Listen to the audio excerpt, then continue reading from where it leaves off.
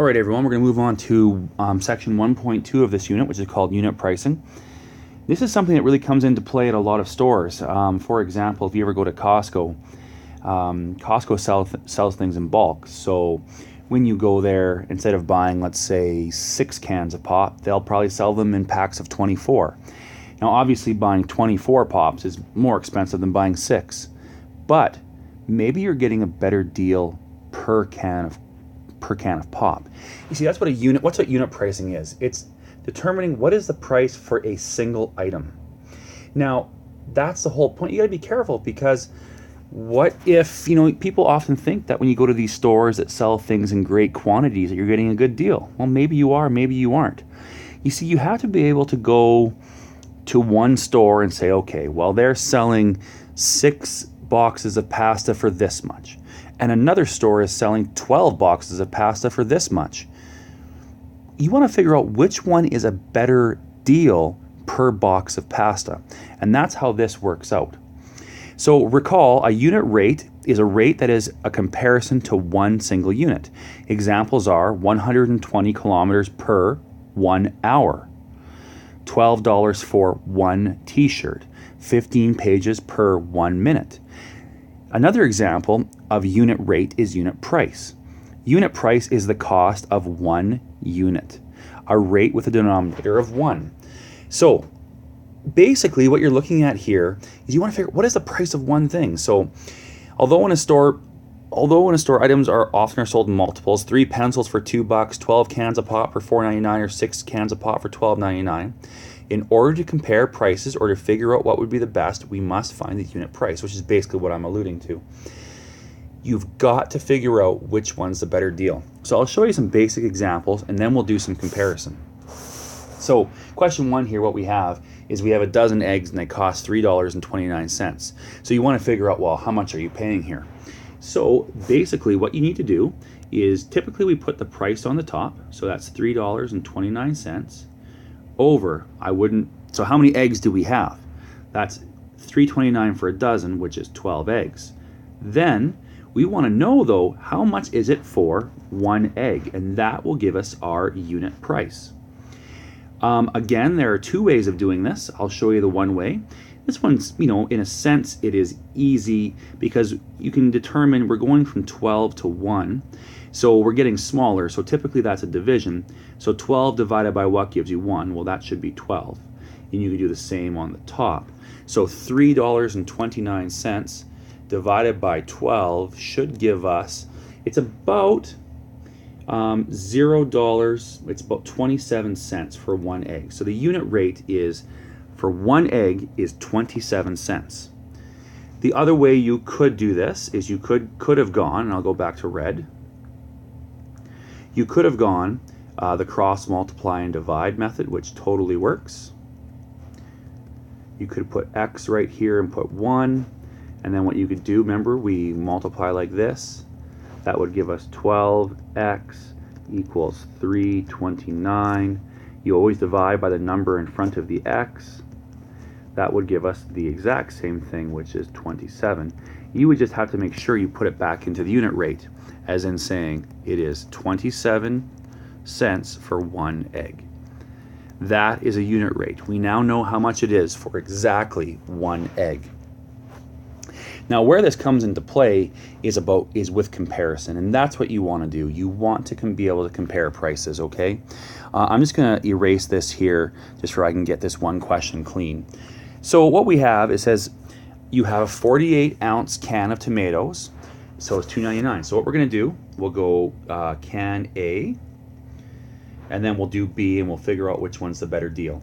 So what we have right here is, it says it is $2.99 for a 48-ounce can. And this one over, and actually I'm going to figure out the unit rate there just before I have too much kind of going on here. So I want to know how much this is for 1 ounce. In this case, this is a pretty straightforward one. How do you go from 48 to 1? Well, you can just divide by 48. And in this one here, you could just divide by 48 as well. It's going to be a pretty small number, so $2.99 divided by 48 is it's basically 6 cents. It's 0.0, well, it's 6 cents, and I know we don't usually write this, but there's a 2 after that. So you now know that basically this can of tomatoes, if you, for 1 ounce, it is 6 cents. So now let's see the other one. So now we have $1.19 for 18 ounces. Now, of course, I mean, I get it. One of these cans is more expensive, and I get that, but which one's a better deal? Which one is a better deal per ounce of tomatoes? So what we'll do is we'll compare this one here. We'll put 1 ounce there. This is getting pretty repetitive. We will divide by 18. We'll divide by 18 here again.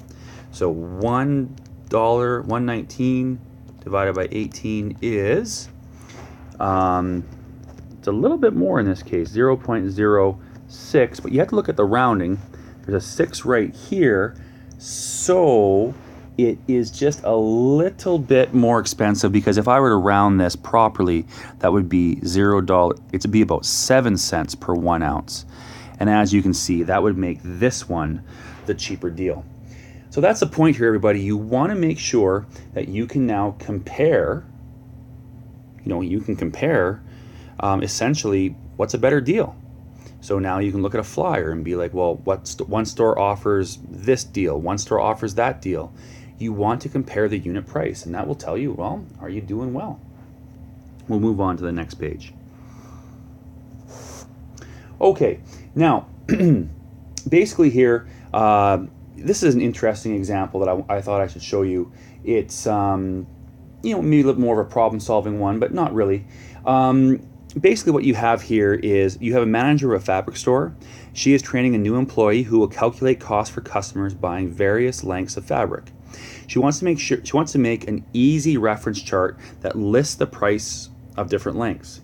1 meter of fabric is $8.42. Fill in the rest of the chart. So that's going to be your basis. So now what you want to do is you want to fill in the rest using proportions. Now, okay, fine. This could go on and on and on forever, but we can do this very easily now, okay? So if you look, we want to fill in, I don't know, let's say we want to fill out this, I don't know, which one should we do? Let's figure out how much it costs for 0.5 meters. So we'll use proportions. So we know that it is $8.42 for 1 meter, okay? Now, we want to figure out here, so how much is it now for 0.5 meters? Now I know this is a little bit odd, but you see we can use these proportions, these prices all over the place. So we want to know this price. Now, some of you probably know, how do you go from 1 meter to 0.5 meters? That's a divide by 2. And of course you could divide by 2. $8.42 divided by 2 would give you $4.21. So that's the price that you could put in there. So $4.21. You of course could have done the cross multiply and divide way, which would look like this. Okay, so that gives you 1x equals, well, actually $4.21, which is pretty nice, and you're done already, because you could divide both sides by 1 and you're done. Anyway, this process could be repeated over and over and over. I mean, if I erase this now, which is not really going to mess anything up, let's say I wanted to figure out, I don't know, let's figure out this one here. You see, you still have your basis. It's $8.42. We have this comparison. That's it's our unit price. It's $1. Sorry, it's 1 meter is $8.42. If I want to know how much 3.5 is, well, we'll just go through the same process again. Cross multiply and divide. So 1 meter equals, so $8.42 times 3.5 is $29.47. You can see that this goes on and on forever here now. I really hope that you're getting used to these proportions, because my goodness, are we using them over and over? But that's good. That's what I want you to get used to. I'm going to give you some practice here now with some problems with determining unit price, comparing, and this is important. We must know this. Okay, let's go with some practice.